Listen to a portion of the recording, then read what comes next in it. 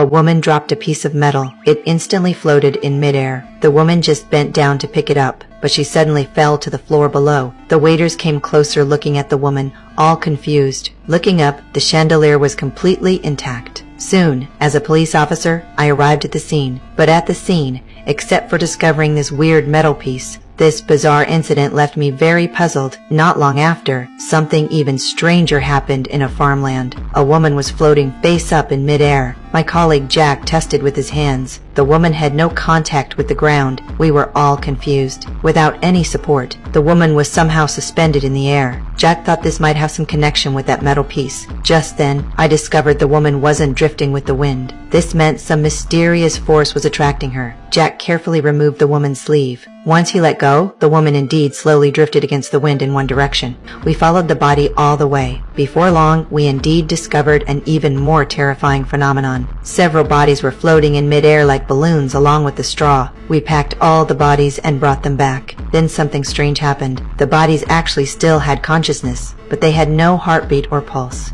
Then we returned to the scene. We conducted extensive searches of the surroundings. Indeed, in the forest we found another body. The body's expression was very peaceful. Walking further in, we saw a huge fragment of wreckage. The next day, even stranger things started happening in the city.